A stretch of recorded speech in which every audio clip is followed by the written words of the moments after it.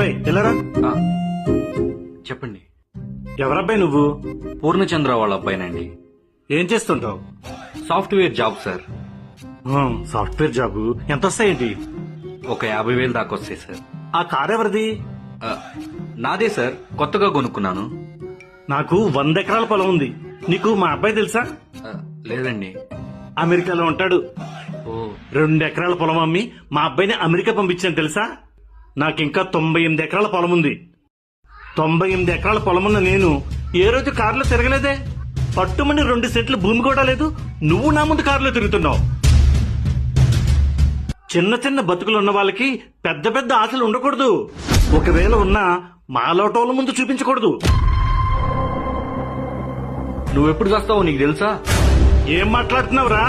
నువ్వెప్పుడు చేస్తావో తెలుసా రా అన్నాను రా. ఉన్న ఫలంగా నువ్వు పోయావనుకో, ఆ 98 ఎకరాలు ఏ గుర్తోలో పెట్టుకుంటావురా? 98 ఎకరాల పొలం ఉంది. బొక్కలో లుంగి తొక్కలో చొక్క. అదే ఆస్తి నాకుంటే ఏం చేసేవాడిని తెలుసా? పట్టు బట్టలు వేసుకొని తిరిగేవాడిని. ఎకరాల ఆస్తి ఉండగానే సరిగాల, దాన్ని అనుభవించే యోగం కూడా ఉండాలా.